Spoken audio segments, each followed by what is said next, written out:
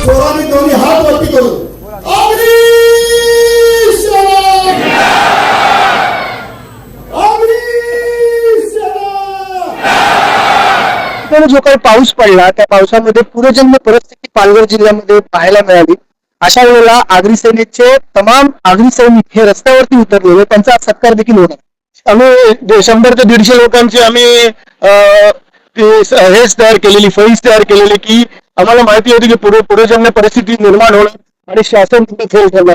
मग अशा वेळेला आम्ही प्रत्येक गावातल्या लोकांना एकत्र करून, यंगस्टरना एकत्र करून 100 ते 150 लोकांची एक फौज तयार केली आणि 6 दिवस जो अहंकार पाहणारे तिकडे प्रचंड वाईट परिस्थिती केली, त्याच्यावर तिकडच्याच लोकांनी, भूमिपुत्रांनी एकत्र येऊन गोरगरिबांना 6 दिवस चांगल्या प्रकारे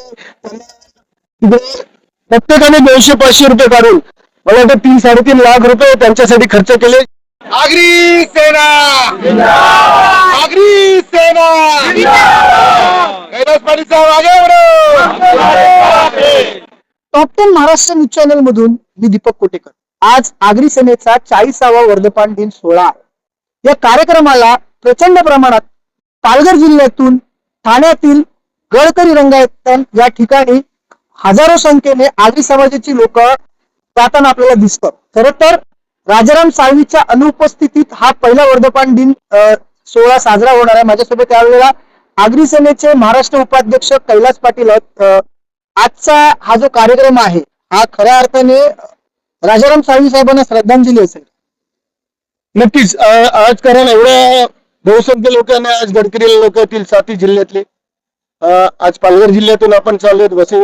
वसई तालुका असेल, पालघर तालुका, प्रचंड संख्येने लोक चाललेले आहेत. कारण साहेबांनी जे पेरलेलं आहे, जे वटवृक्ष लावलेलं आहे आणि त्या वटवृक्षाखाली आगरी समाजाला पूर्ण 7 जिल्ह्यामध्ये, प्रामुख्याने मी सांगेन की पालघरमध्ये आम्ही ज्या प्रकारे काम करतो की समाजाला एकत्र करून समाजातील तळागाळातील लोकांना त्यांना इस्टॅब्लिश कसं करता येईल आणि त्यांना त्यांचं उज्ज्वल भविष्य करण्यासाठी जी मदत होईल.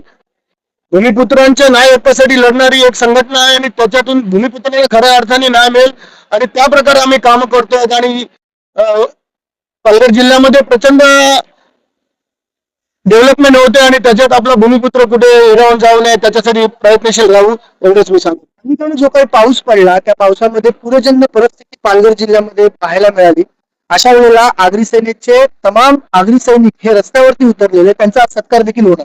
आम्ही 100 ते 150 लोकांची आम्ही हेच तयार केलेली, फळीच तयार केलेली की आम्हाला माहिती होती की पूरजन्य परिस्थिती निर्माण होणार आणि शासन तिथे फेल ठरणार.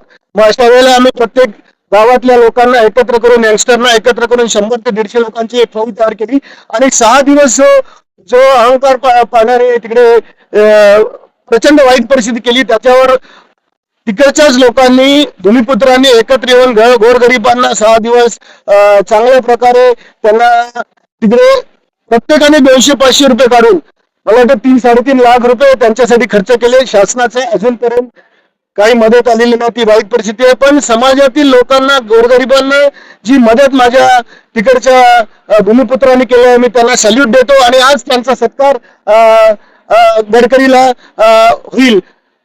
आणि त्यांनी जे जे चालू केलेलं आहे ते अखंड चालू राहावं यासाठी आम्ही प्रयत्न करू. पावसाळ्याआधी पालघर मधील अनेक गावांमध्ये तुम्ही गेलात, त्या ठिकाणी LNT कंपनीचं काम सुरू होतं. त्यातील एक केळवे रोड आहे, त्या ठिकाणी अक्षरशः लोकांची घरं देखील पाण्याखाली गेली होते. तुम्ही यापूर्वी सूचना दिल्या होत्या, त्यांना मदत म्हणून काय मिळणार आहे का पुढे? शासन काय करेल माहिती नाही, परत मी संघटना त्यांना मदत करतो आहोत. शासन पण करेलच आणि त्यांच्यावर शासनावर अंकुश ठेवायला आणि ज्या प्रकारे LNTने काम केलेलं आहे त्यांना आम्ही आजच कलेक्टरला आम्ही नोटीस दिलेली आहे आणि त्याच्यात आम्ही PIL करून ज्या लोकांना त्रास झालेला आहे त्यांना आणि LNTला जेरी सांगण्याचं काम आगरी सेनेमार्फत होईल, याच्यात काही वाद नाही. आणि चांगल्या प्रकारे समाजातील तिकडच्या भूमिपुत्रांना त्यांचा न्याय मिळाल्याशिवाय आगरी सेना शांत बसणार नाही. या कार्यक्रमाला प्रचंड प्रमाणात आगरी सैनिक जे आहेत ते पालघर जिल्ह्यातून ठाण्यातील गडकरी रंगावतन या ठिकाणी रवाना होताना आपल्याला दिसत. त्यातच अनेक लोक अशी आहेत की ज्यांनी पूरजन्य परिस्थितीमध्ये लोकांना मदत केली. या लोकांचे या ठिकाणी सत्कार पण होणार आहे. या कार्यक्रमाला पालघर जिल्ह्यातून तमाम आगरी समाजाची लोक रवाना होताना आपल्याला दिसत. Captain Maharashtra news Vasai Virar.